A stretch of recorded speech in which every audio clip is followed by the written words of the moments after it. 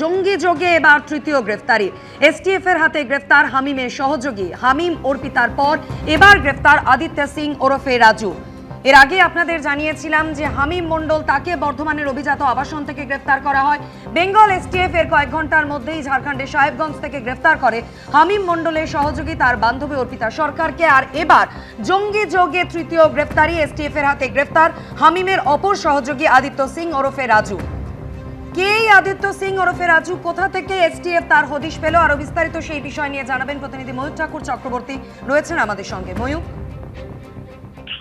দেখো, আদিত্য সিং এলিয়াস রাজু এটা third arrest এই কেসে। আজকে ভোরবেলায় কিছুক্ষণ আগে একে হাওড়ার বেলিলিয়াস রোড থেকে অ্যারেস্ট করেছে বেঙ্গল এসটিএফ এবং আজকে বর্ধমান কোর্টে একে প্রডিউস করা হবে। এই আদিত্য সিং এলিয়াস রাজু হচ্ছে এই হামিম মণ্ডলের অত্যন্ত সহযোগী, ক্লোজ অ্যাসোসিয়েট এবং অর্পিতা সরকারের সঙ্গেও এর যোগ আছে।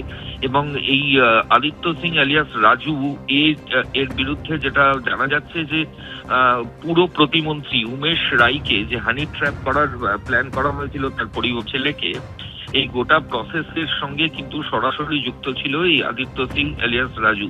এই বেলিলিয়াস রোডের বাসিন্দা এই যুবকই ছবি তুলে সেই ছবি মন্ত্রীর ছবি তুলে সেই ছবি হামিমকে পাঠানো এবং অন্যান্য প্ল্যানিং করা, এই যাবতীয় কাজকর্মগুলো করেছিল এবং এটাই বেঙ্গল এসটিএফ জানতে পেরেছে। এবং তারপর আজকে ভোরবেলা হাওড়ার বেলিলিয়াস রোড থেকে জঙ্গি যোগে সরাসরি যোগসাজশে এই আদিত্য সিং এলিয়াস রাজু তাকে কিন্তু এবার পুলিশ অ্যারেস্ট করেছে বেঙ্গল এসটিএফ।